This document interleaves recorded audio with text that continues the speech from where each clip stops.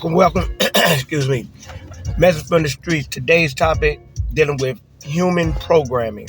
Now, some people not going to agree with what I'm going to share with y'all. But the only thing I'm asking is just take a few minutes. Don't become emotional, sporadic. Just think. We all have been programmed, some form, some fashion. It is a part of the human experience if we like to acknowledge it or not.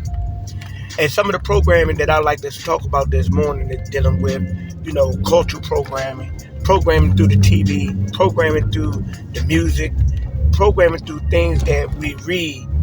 Yet, the first programming comes from our parents or our guardians in the immediate environment that we are placed in as children.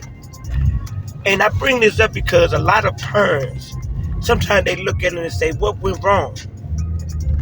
And the thing is, if you in your household, you're fussing, you're drinking, you're smoking, you're drugging, you are setting a bad demonstration, you're fighting your spouse, maybe the mother fighting with the father or the father fighting the mother.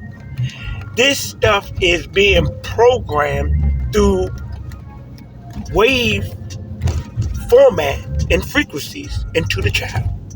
So the child is maybe not directly be experiencing this, but the child is receiving it.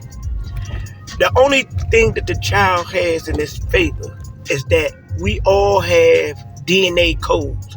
And these DNA codes is connected to our ancestry. And we also have a DNA code connected to the spiritual source. Now, some people never turn on either one of these DNA codes. And that's why people get lost out here.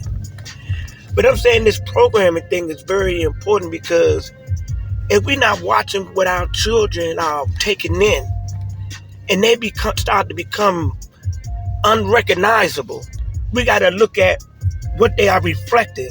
The energy and the frequencies that they're receiving is actually molding them.